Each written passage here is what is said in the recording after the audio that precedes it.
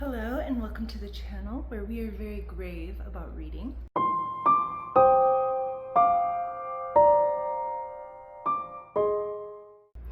Today I hope to talk to you all about my summer TBR.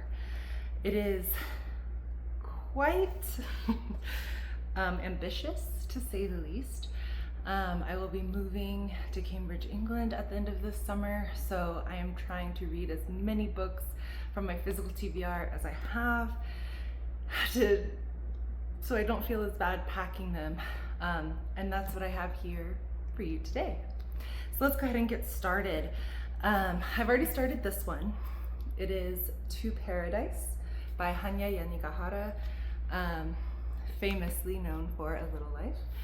I won't be getting into the controversy of that book, but I am already about 80 pages into this one and I am very much enjoying it.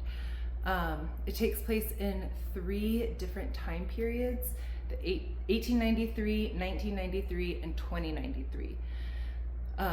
It seems that America is a very different America and it's a queer normative kind of society, and that's all I know right now, so I'm very curious to see where this one goes. Another book on my list is Girls, Girls, Girls. I don't know much about this one actually, except that it takes place in the summer of '96. I think it's like a coming of age queer sapphic novel, so very much my taste. It has mixed reviews. I don't really know why, but I like to go into books not really knowing much, so I'm very, very excited for this one. And I also just love the aesthetic. I don't know if you can tell, her choker, plaid skirt, just t-shirt. Very excited for this one. My next one that I'm equally as excited about is Evenings and Weekends by Ocean McKenna. Again, this takes place in the summer. This one I think is more modern though. This is summer in London in 2019. Again, it's just a bunch of queers getting up to no good is what I think it comes down to. And because I am moving to England at the end of this summer, I am excited to dive into this one and just see like-minded people, or perhaps not at all like-minded people, and what they get up to. But I love Irish literature as a general rule, and I'm pretty sure, I mean, that is a very Irish name, even though it takes place in London. I believe the author is Irish. Yeah, okay. And I get a lot of my books from the library, so this one is no longer property of Seattle Public Library. That's why it has a little bit of a glare on it. Another book I'm very, very, very excited to read is Lucy Undying.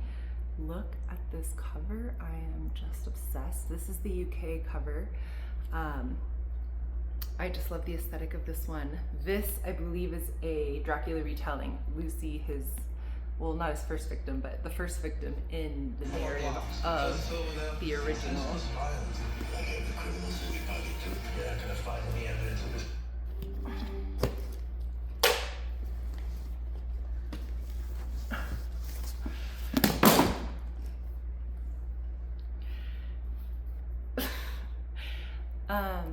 A retelling of Dracula from the perspective of Lucy, his first victim of the narrative of the original Dracula. If I remember correctly, it has been a fairly long time since I read Dracula. But I believe this one is sapphic, in which case I'm even more excited. But I always love a good vampire novel. I love vampires. And anytime there's a new one, especially if it's queer, I'm just chomping at the bit to read it. So super, super, super excited about this. So I think I'm saying this about every single book, but I had to prioritize the summer books I would be reading before I packed these all away, which I might make a video for as well. Okay, let's see. I dropped a few. Another one I'm excited to read is called The Reformatory This one takes place in I think the Jim Crow South. Yes. My understanding is that it is a school that is haunted, a reformatory school. Oh yeah, Florida. Interesting. I don't know how many books I've read that take place in Florida, if any. June 1950. Yeah, and for those of you who don't know who, which is probably all of you, unless someone I know in real life is watching this, in which case that's embarrassing. But I'm a criminal defense attorney, so I am very, very pro criminal justice reform. I mean, I could wax poetic about all of the change I would love to see happen in America. And these horrific schools and reformatories, especially when they were targeted at Black individuals and in the 1950s, I mean, I can't even imagine because it's still so bad now in 2026. So I am curious to see how this one delves into that and how much research the author did. I've heard nothing but just amazing things about this one. So very excited to read this one. Next on my list is How We Named the Stars by Andre Indorica. Sorry, my pronunciation's not the best. This one, I believe, is an academic, or a campus novel rather, where a boy goes off to school on the East Coast for the first time. He's from Mexico, and it's kind of a culture shock, and then he has to go back to Mexico for some reason. I actually found this one in my local independent bookstore. I was wandering the shelves, and this one kind of spoke to me. I don't know much about it at all, but I have not seen or heard anyone else talking about it. But it is actually traditionally published. I did think it was independent, but it looks like it was published by Tin House. I'm not familiar with that publisher, but hopefully this one is what I expect it to be, which is really good. Okay, we're working our way through. Let's see. Next, Emily St. John Mandel blurbed this one, which I probably put too much stock in the authors that they choose to blurb, but I love Emily St. John Mandel. Station 11 is one of my favorite books. I've also read The Sea of Tranquility by her. I think those are the only two of hers I've read, but I loved Station 11. So that really excites me. This one I also believe is a sapphic novel. Yes. Second Chance at Her First Love. I am expecting this one to absolutely break me. I hope it does. I have seen this one on a few lists, but not a whole lot. So I am very curious to see what this one holds. I have very, very high expectations for this one, and I have a good chance it will meet those expectations. All right, I think we are about halfway through. And I'm already getting tired talking about these, so hopefully I don't get as tired reading them. But I doubt it, because these are ones I've selected specifically for summer, and specifically because they've been ones I've been anticipating so much that I bought in advance of reading them, which I do try to buy and then read, buy and then read. Doesn't always happen. But my next one is Greta and Walden by Rebecca K. Riley. I know almost nothing about this one except that it's two siblings, and I think both of them are queer. Yes, a brother and sister. And I've just heard they're navigating their biracial identity, their queer identities. And I've just heard it's kind of laugh out loud funny, which I think I will pick up after some of the darker ones I have in this stack, and the darker ones I have yet to go.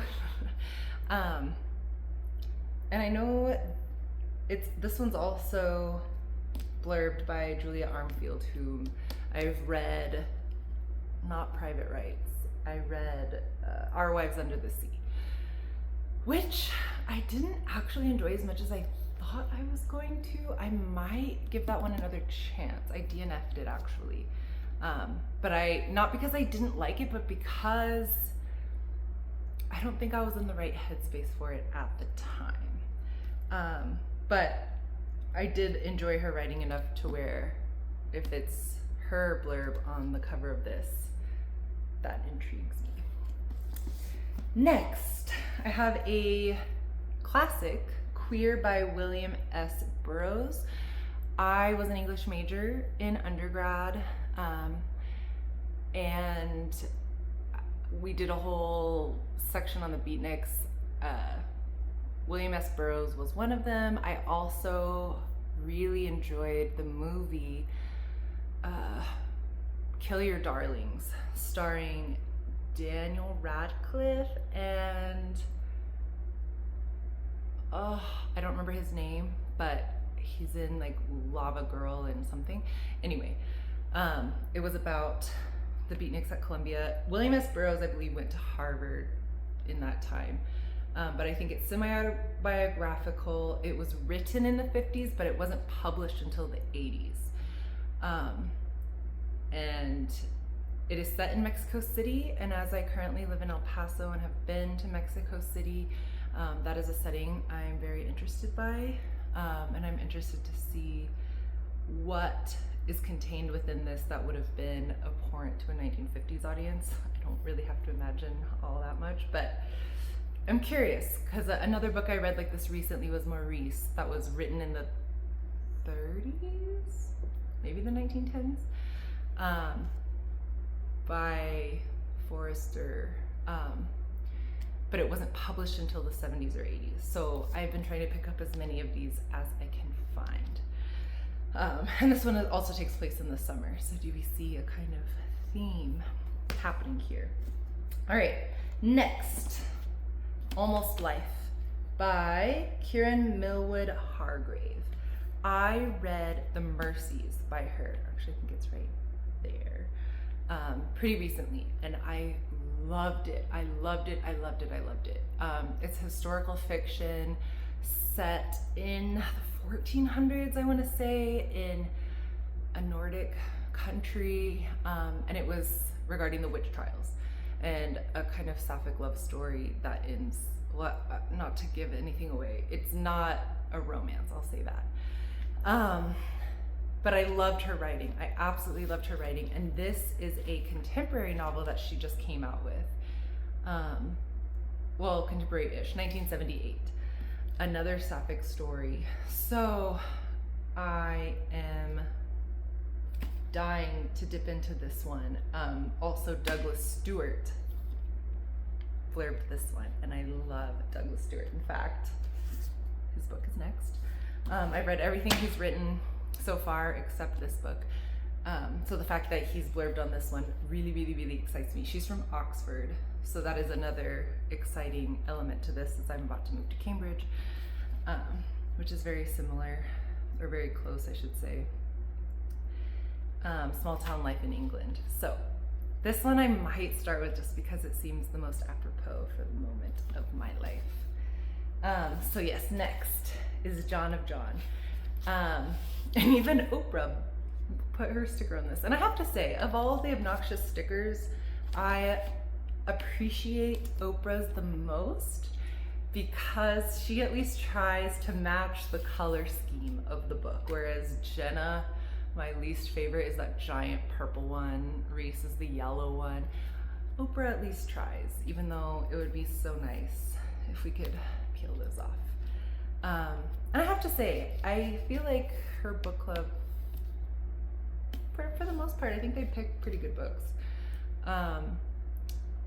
I read Young Mungo a few years ago, and it was one of the most compelling books I have read in a long time. I actually didn't like Shuggie Bain as much, and I wonder if I had read that one first before Young Mungo, if I would have liked it more, but I think my expectations were so high because I read it after Young Mungo, and Shuggie Bain was his debut, and it did win the Booker Prize of 2020, I believe. So it's good, don't get me wrong, but I just loved Young Mungo so much. And I have heard from fans of Douglas Stewart that this one is evenly matched with Young Mungo. So my expectations are even higher, I think, for this one.